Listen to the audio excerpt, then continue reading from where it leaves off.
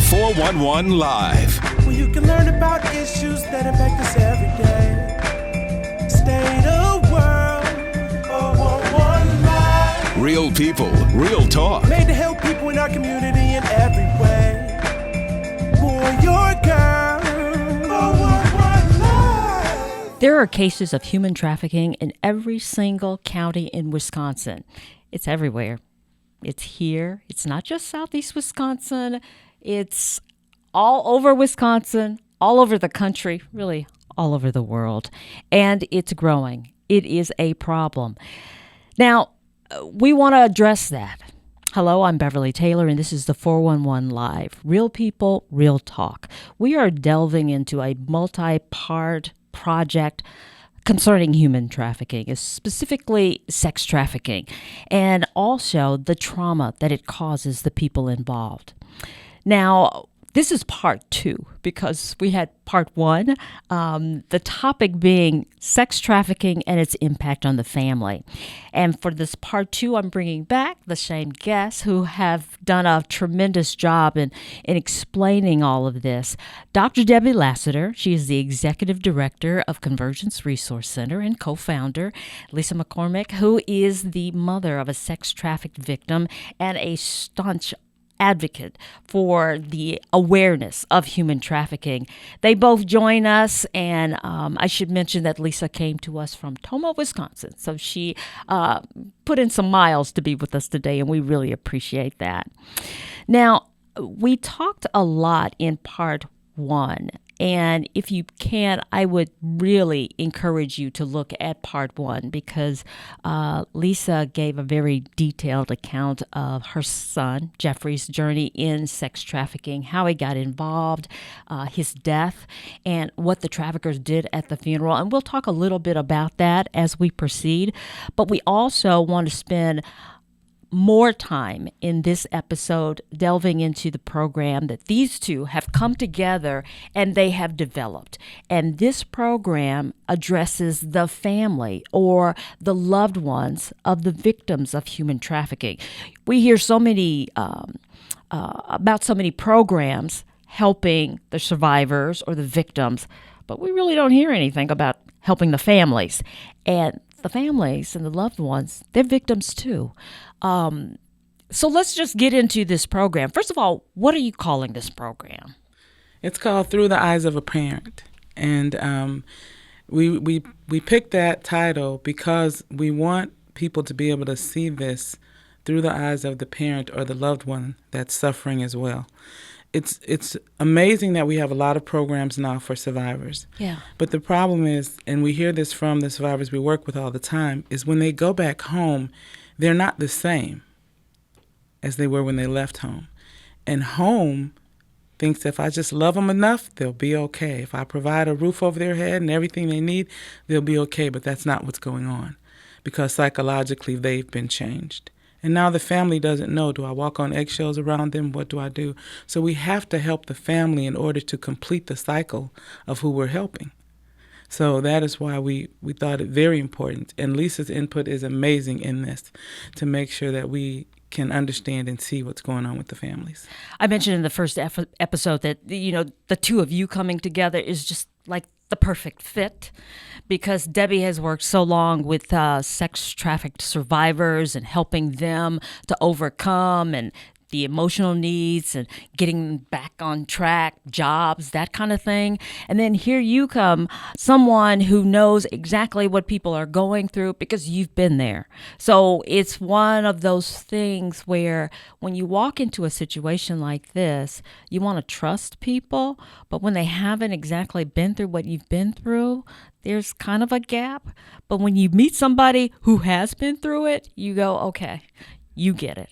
And you get it. Jeffrey, when he got caught up in sex trafficking, was how old? 17. He was 17. And that was a long road for you guys. And we're talking about the emotional things that you were saying.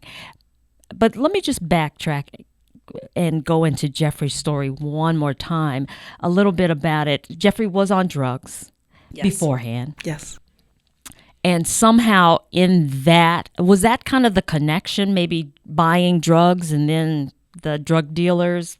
Yeah, in order to support himself when he was living on the streets, he would dance in clubs in order to get money to pay for drugs, or he would be paid in drugs for dancing. And so that's kind of how it began, and that's where the men approached him outside of a club one evening. Okay. So we were talking about the relationship, the impact on the family.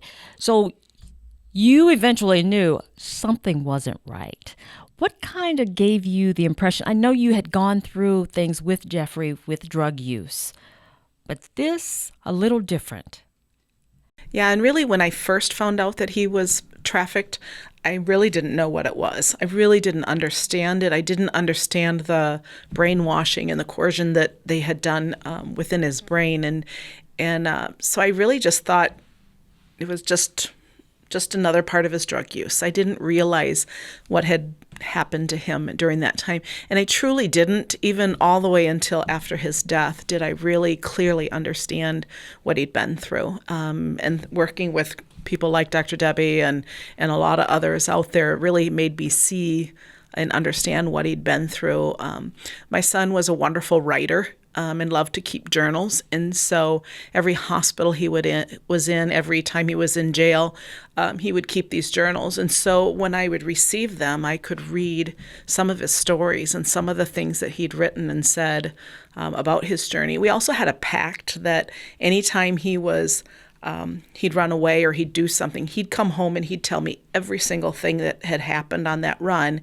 And then we'd drop it. We wouldn't talk about it again. That was our one moment. I'd try to keep my jaw shut and listen to everything he said, and then we'd move on. And so kind of that's how I learned little bits and pieces and didn't really put it all together until after he'd passed away. Wow. Now, that's something that most people don't have. Most people don't get that kind of information. Yeah. So I remember you were talking about, he's been through this journey, he's been trafficked, and Jeffrey breaks some of the stereotypes or the ideas that we have about victims. He's white, male, sold to women. Women were buying sex, and we don't hear that often, and in rural Wisconsin. So there was a point where Jeffrey had gone through that, bounced back and forth with his traffickers, but he's come home. I think this is the last time his sister saw him. He comes home, and you said everything seemed to be on track. You seemed to be okay. So here's that dynamic where the victim comes home with the family. Now we've got this unit trying to maneuver this thing. How did that play out? You thought everything was okay. Yeah, I kind of compared it a lot to having a newborn baby at home again. We did not trust him anymore after all the runaways and all the drug use and everything. And so I had to have somebody watch him 24 hours a day. So someone had the day shift, someone had the night shift. We never, left him completely alone. And so we watched him and kind of things seemed normal. I think he portrayed that to the family, that things were normal. He wanted life to be normal again. We went kayaking and we did fireworks in the yard and we went swimming and, we just did all these fun summer activities together. And then he just disappeared, and I think I look back on that time and think I just clearly didn't understand as a family, I just wanted things to get back to normal. And like Dr. Debbie said, that's what families want. They think it's that same child coming back home, and they don't realize how different they really are. Right. I want to open it up for and remind people who are watching this or listening to this to please drop us your comments, your suggestions, because we really want to hear from you as well and get into this conversation with us. So that's the thing we were talking about the family dynamic, trying to maneuver, and Debbie, you were talking about walking on eggshells. And I guess when that person comes back home, it is like a honeymoon period. Therefore, everybody's trying to make everything work, and I don't know if I'd call it a honeymoon period. Right? It's more like scared to death period. Yeah. Because I don't know what to say. I don't know what to do. There's this blaming and shame that's happening. There's this guilt that's happening for feeling like, what did I do that made them go out there? or cause them to go out there. If I say this, we hear triggering, but we don't know what it is, so we don't know, am I triggering them? So the family needs help with all of that. Right. Because you're looking at this person who even physically doesn't look the same as they did before. So you're like, part of you wants to just act like it's normal, and they'll act like it's normal. They do cloak, and that is what she was talking about, where they want you to think that everything is okay because they really want everything to be okay. But because they're not the same, it can't be. Right. There's a new normal. Right. And because the trafficker has told them that there's this vanilla world that everybody else lives in, but we live in the real world. So everything about that life isn't real. They don't trust you. They don't respect you. And now the trafficker has debased them so much that even you saying to them, no, you're a beautiful person, they think you're lying. And so now they have to filter everything you say to them through this layer of trust that you don't even realize it's been broken. So family members are left, I guess they're like, okay, what do I say? How do I communicate with this person? Without help, it's going to be difficult. And without help navigating through some of the other things that they need, like the legal system and health care and all of those things that need to be done, we have people telling us, well, you know, my parents don't know that I have this, but I got this while I was being trafficked. And so it could be some sort of physical ailment, but they're not telling because they don't want their family to think, now I'm dirty. Now I'm not clean anymore. I'm not who you thought I was. And so families need help navigating through all that. But the problem is a lot of families are so embarrassed and so ashamed of what has happened and how they're going to be judged by other people, Right. that they won't reach out for help. And so that's why we had to kind of navigate the program to meet them where they are. We thought getting a group of them together would be a great idea, but what we're finding is, no, I just want my family in there. Or I just want to be the only one in there. I don't want talking about anybody this. else. I don't want other knowing. people to know. And then the other thing they think is that we're going to have them tell us everything that happened to their young person or their loved one. We don't need to know everything that happened. We already know how this works. Okay? So what we really want to do is help them, first of all, understand what this is, dispel some of the myths that they have about it, but then equip them to understand what has happened to them and what has happened to me. Right. Because they don't understand something happened to you too. Unless it was an interfamilial trafficking thing, which is a whole nother subject. But if your family isn't a family that's involved in trafficking, then you need help. Right. You need help navigating through, how do I even show them that I care? And some survivors have said to us, you know, I'd just wake up every night screaming and my mom would just be right there. But you have other families saying, I wish she'd stop screaming. She's safe now. What is she screaming about? Because they don't understand. She's reliving it over and over again. And it's going to take, how long is it going to take? As long as it takes. Right. Right. So Then you have that other dynamic where, you know, you have the parent, then you have maybe the husband or the boyfriend. Now they're having to deal with a victim, and that's a whole crazy dynamic. what I'm going to tell you about them is that if you really want to see a grown man cry or hear him sob, talk to somebody that's dealing with somebody that's been through that. And what they don't understand is, now we're not talking about morals here. We're not talking about whether or not you believe they should be having sex if they're not married. I'm not talking about that. I'm talking about they don't know, should I touch her right now? She's having a nightmare. What do? I can't help her. And as a man, I can't help her. You know, it breaks them. It just, and then they either go one way or the other. Either they're going to become very supportive, almost to a fault, or they're going to become angry. And sometime they're going to take that anger out on her. So it's a whole nother dynamic. Brothers are the same way. Brothers feel like they should have done something. But then you get the other cases where if the person has a very severe traumatic byproduct of having been trafficked, they may have an episode, and we've had families tell them, you can't live here because we don't know how to handle that. So you got to go. Well, where are they going? Wow. So if someone would have been able to step in and help that family, that may not have happened. Right. They know how to handle it. Because it would have been explained to them what was going on and what they should do.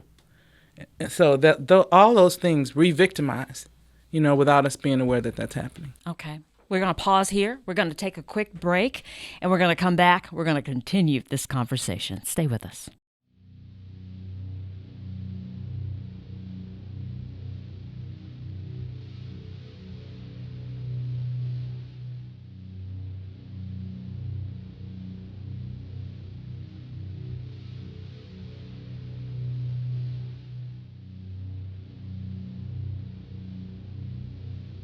Human trafficking is a global issue that is happening locally. This is a problem that we cannot ignore. Being so scared on that hotel bed and wish I had my money. Going back into that feeling of, man, what am I getting myself into? She rests her head on the prison to which she's chained. I'm standing there and I can't move. I can't go nowhere, I'm stuck. Drug into this spider's web, and she can't untangle herself to freedom. Him telling me how pretty I am and what I can do to trick guys out of money and what I need to do and how much money I need to bring back, and him making me change into different lingeries to take pictures of me to put me on Craigslist. Now I'm a product to be sold. Beneath this ground we walk is a hell of movement in a forced direction. Gridlocked, traffic lights, sex, currency, bodies, stock, fear, monopolized, auction, blocks. Another John, he come another one, and just being sold over and over and over and over. Minds groomed to be immune to pain. And you used to it, and you just lay there. Numb, desensitized, innocence, drained. I went from that scared little girl, from the foster care, from being molested by my stepbrother, by my foster brother, till being a lonely little girl stuck in a house, so scared with my mother, to being trafficked.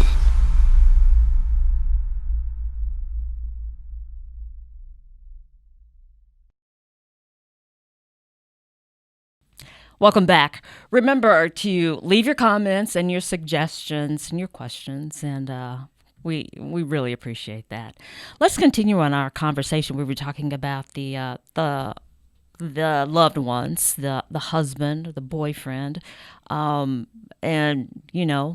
not knowing how to handle it could lead to domestic violence. There are just so many aspects to it. But I also want to talk about the fact that many of the survivors or the victims have children. And some of the children are very young, some of them are teenagers, but they know something's going on. And I don't know, there may be different ways that a victim would play it or a survivor would play it, trying to shield them to not know, what they've been through. But because of the trauma and the psychological things, it's going to come out some kind of way, right? Well, sometimes the children are byproducts of having been trafficked. Yeah. And the trafficker may even be their father. Oh, wow, yeah. And so in all of these situations, we need some very specialized help for those children. And although our program doesn't address that, we are really hoping that as our program grows and people hear more about it, that something specific will be developed for those children that are the children of people that have been trafficked, because it does trickle down. And unfortunately, what happens many times is the girls see mom doing it and say, hey, I should do it too. And some of them do. We hear women all the time saying, my daughter's gotten into this. She thinks it's a good idea because I was in it. I've told her all the horrible things about it, but she still wants to do it. And some of them run away to do it on purpose. Wow. Yeah. So there's a lot of education that needs to happen, and also a lot of understanding of trauma in this area. Trauma by itself is a whole gigantic subject, but you need to understand the trauma that is the byproduct of human trafficking, because it has to be handled differently. And so we help the family understand that, but we also give the family a place to talk about what hurts. Right. And sometimes they can't say that in front of the victim or the survivor. Right. Because they don't want, like we've had families come, the mother and father come and bring the daughter. And then the daughter's talking and they're talking. But there are things they want to say that they can't say with her in the room. You know, and so we have to ask her to leave the room so the family can say what they really need to say. But then now you asked her to leave the room, so she's wondering, what are you talking about? So this gets rid of all that, because they're coming on their own. They're coming without her, and they can come and talk about what they need to talk about. But then we also need to be sure that we provide them some resources. There's so many things you go to and you have a great time, but you leave and you have nothing. You don't have, where do I go next? What do I do next? So we're going to provide them resources. And eventually, we want this to evolve to the point where families, just like Lisa does, can come alongside another family and help them. That's good. Yes. You know, so that it becomes duplication and not just, oh, this is my toy and you can't play with it, you know? Right. So, yeah. Yeah, and you were talking about trauma for the victim or survivor, but there's that secondary trauma that the family will face, seeing their loved one, what they're going through, and trying to deal with that and cope with that, but not exacerbate, add to their loved one. The family will absolutely have vicarious trauma. They will absolutely, because they love the person, they absolutely will feel some of what they felt. And then they won't know what to do with that feeling. Yeah. The first time vicarious trauma happened to me, I didn't know what to do. I thought I was dying. Okay? And so I really had to call somebody to help walk me through it. Yeah. But if that person had not explained it to me, I to this day would not have known what happened to me. And it really feels like there's like a ton of bricks laying on you and you can't move. And everybody's going to experience it differently. But a person going through that will try to fix it. They might self-medicate, or they might do other things to try to fix it. And a lot of people are mistaken in thinking that human trafficking makes the person really like sex now. And so they really want to go out and do that a lot, so they're promiscuous. That is a learned behavior that happens while you're being trafficked. So if I don't know that, then my young daughter, now she's out here talking to guys. She might not be being trafficked, but she's sleeping with every guy she knows. That's a byproduct of being trafficked. So now I can't punish her for that. She needs help for that, but I need help understanding that. Right. So that I can deal with her and help her. Yeah, because most people wouldn't come to that conclusion. Right. That being a byproduct. Right. Or versus her just liking it. Right. My goodness, there are so many aspects to that. And then there are the whole thing of triggers. And unfortunately, most people miss them. And what a survivor will do is a survivor will, for instance, I'll give you an example. Let's say I'm a survivor and we're all out to eat somewhere, and there's this food that you guys are all eating and it's really good, and you keep offering me some and I don't want it. And so what happens? Everybody at the table is going, oh, try it. It's good, girl. Go ahead and take some. But what if I'm being triggered by that food? So what the survivor will do to avoid you continuing asking them that, they'll eat the food, but now the rest of the night they've shut down and you don't know it because they know how to function shut down. Wow. See? So these are things the family needs to be aware of and they need to know. They may act like everything's okay, but they've really shut down. And they're going to experience it when they're alone, and you won't know that that's what happened. So how do you recognize it? Training. And then realizing a person has the right to say they don't want something without us forcing it on them. And so that's what we do. Because, it's going to be really good for you. But remember, that's what the trafficker said. This is going to be good for you. Right. Right? And so, and there's so many pieces to it, and then each person is an individual. Things that work for one family may not work for the other family, just like working with survivors. So that's why we have to really work with that family to say, hey, okay, what's working for you? What's helping you? And the fathers are a lot of times the toughest, because the father really feels like it's his fault, that he should have done something, that he should have been able to find her. They watched Taken and felt like they all should have been out there doing that, but Taken was a movie. It was a movie. It was a good movie, but it was a movie. Okay, so. Yeah. And Lisa, for families, is finally talking about it in a safe place instrumental in the healing process? Oh, absolutely. Yeah.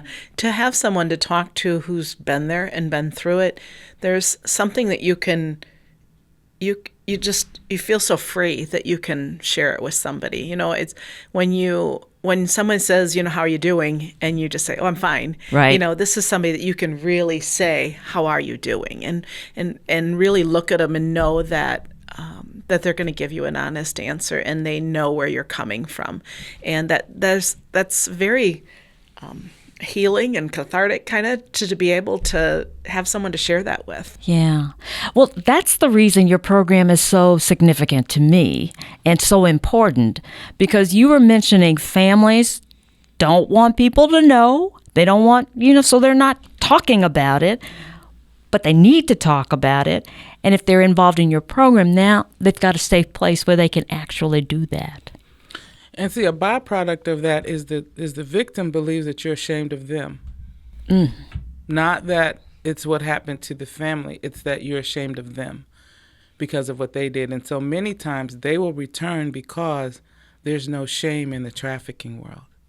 The trafficker accepts me just like I am, but my mom is angry because this happened. Or my sister, even though she's letting me live with her, she thinks I'm dirt. And so it's all of these pieces that have to get put together. And that's why the tagline says, through the eyes of a parent, walking with families through the unthinkable. Yeah, that's good. That's good.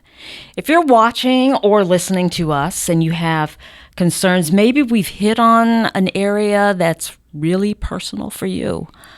We invite you to leave your comments and your questions and your suggestions, because we want people to discuss this. We talk about it being hidden in plain sight. Well, let's take away the veil and let's start talking about it, and let's start helping each other. So I hope that you are finding something that you can take away with this podcast, but please share it, because we'd love to hear from you. So when you get into this program, now has the program kicked off yet? Yes. It has kicked off. We're doing it individually with families versus doing groups of families. That was our original plan, and we would one day like to do it that way because we'd be able to reach more people at once. But what we're finding is that families don't want to talk about it like that. And so we're being respectful of what they want and tweaking it to make sure that we meet them where they are. Right. That's very good. So how many families so far? So far, there are about 4 families. And that's a good number to start with because it's a lot of work. Their dates are set, and we've had their interviews, and so we're ready to move forward. Any surprises? Anything that came up that you just did not expect? Not yet, but I'm sure it might.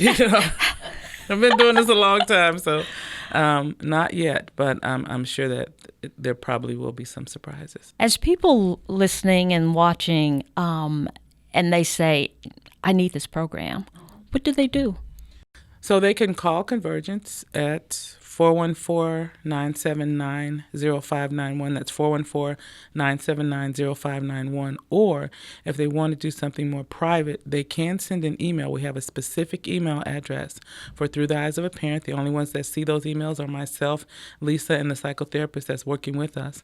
And that is TTEP, Through the Eyes of a Parent, TTEP, at convergenceresource.org. They can send a message into there, and we will contact them. And it'll be very private because we're the only ones who see it. Are you excited about this program? Very. I'm so excited about this because we've been trying to do this for a couple of years. And as you know, when you're trying to do something positive, it takes a while because you have to kind of build help. But having people, being in the trenches with somebody like Lisa and the psychotherapist that we're working with, it's amazing because no matter what's thrown at us, we just adjust and keep rolling. Yeah. And so to be able to offer this help to families, because we see the other side. We see the survivors that are just torn apart because they came home. And we see families struggling to help them and just not knowing what to do. So to be able to offer some help, I'm so excited about this. I mean, it's really exciting for me. And it takes a lot to excite me. So this is part of, I should say you both are God-fearing women. Yes, we are. And this, I guess, part of your mission. Yes. Absolutely. Yeah. You have to be called into it. You can't just walk into it. And we really want to thank 411 Live for giving us this opportunity to share. We know that 411 has been something that's been really trying to get the word out about human trafficking things, and we encourage people to please support them. Yeah.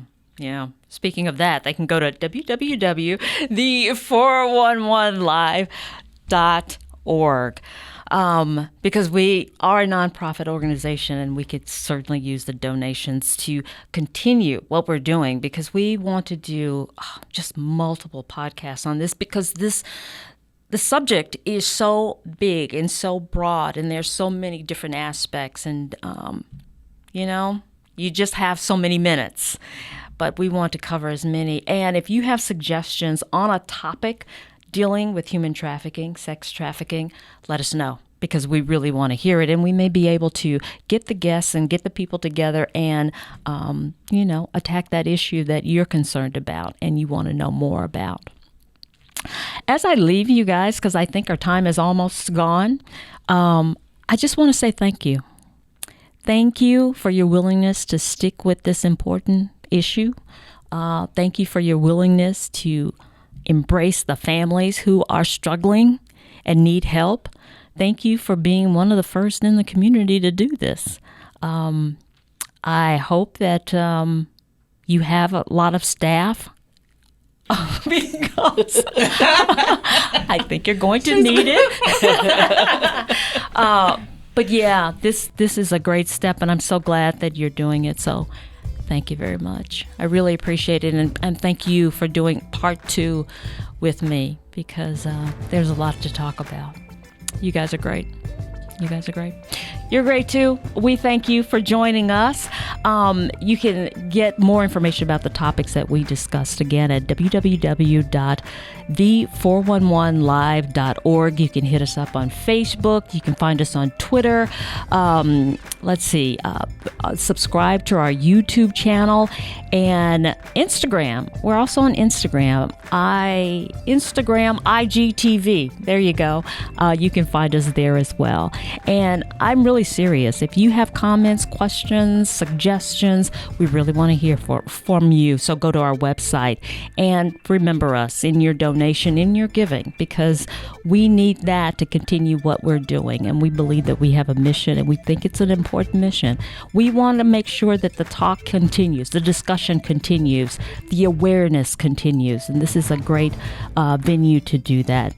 So I hope you will join us on our next episode. And again, if you missed part 1 of this with these ladies, please check it out, because it was very, very informative and very good. So I hope that you will check that out as well. So until next time, this is the 411 Live.